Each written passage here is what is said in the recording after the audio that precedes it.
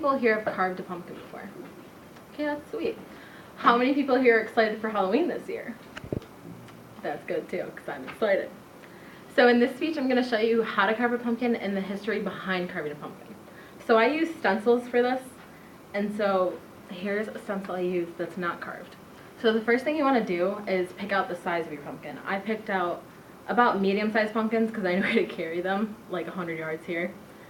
So I picked two medium-sized, they're about the same, and it doesn't matter if the stem's still on it, it's just easier to pop it up if it is. And so consider the price too. I didn't go to like Brown's or Kirby's. I didn't go to an official farm because it was going to be really expensive. I just went to a stand, like a family-owned one that I found on the side of the road, and these were about $3 each, and they're not that bad. And so the first thing you want to do is lay them all on a table and get all your supplies. So I got a $1 carving kit from Walmart. I used this when I was a kid. Used it when I'm an adult, and it's good too. And you don't need fancy stuff too. So when you're first going to carve the top off of the pumpkin, you first want to use your dominant hand, and it's my right hand for example, and your non-dominant hand to secure the pumpkin and carve about 2 to 3 inches away. And that's what Martha Stewart said. And I used, for example, my fist and my shovel because I knew I was going to be gutting the pumpkin, so I knew that my hand was going to fit through it and that this head would somewhat fit through it. And so I used that, for example.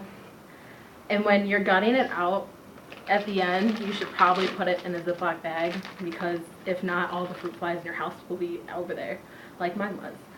And so when it's all hollowed out, it will look about like this. You'll have all the strings out, all the seeds out, and you can use the seeds and the strings for many different things that I'll show you in a minute. And so for the stencil itself, you need to get it damp, which I did already because it curves to the pumpkin. I used pins to hold it down. And it will tear, but I just like quickly put it over and like quickly like scrape through it. So this design hopefully will come out the way it's supposed to, but this is a finished product. And so when you're carving it out, I used it on my lap, and because it was more comfortable, it was more hand coordination was better. And so I used it like the opposite of gravity, so I wasn't holding it up and carving it, it was on my lap, I was carving it. And so I did chop the little bat's ear off a little bit, and I did pin it, but it fell off. So it's a good way to like stitch it together almost. And so when you have the guts, this is from both the pumpkins, you put it in a Ziploc bag, and you can use the gutting part of it for things like pumpkin bread. And you can use the seeds to roast them and eat them all. And so the history of carving pumpkins came from an urban legend in history.com of the story of how Stinky Jack made a deal with the devil, sort of. So Jack offered the devil up for drinks. I don't really understand why he would, but it's an urban legend. And so he offered the devil up for drinks and didn't have any money. Don't know how he got that far. But the devil transformed himself into a silver coin, and then Jack pocketed the money and didn't allow the devil to turn back into his original self. So he eventually did turn back to his regular self. But when Jack died, he wasn't allowed back in hell. He wasn't allowed in hell because he screwed over the devil.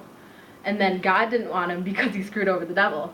So it's said to be that he's still roaming around the earth today. And so you carve pumpkins to keep him away from your house. So carving pumpkins is a fun way to like fight you off evil spirits. It's kind of weird. And so hopefully your pumpkins will turn a lot better out than this, but I used a stencil. Got it from Walmart. It's great.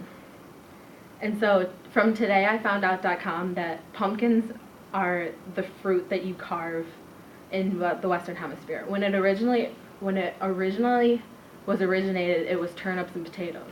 Shocker, it was the potatoes with the Irish because that's all they ever have and all they ever do. So I didn't want to like carve a pumpkin, or I didn't want to carve a potato because I thought it would be kind of weird. And this speech is about demonstrating how to carve a pumpkin. So that's what I did.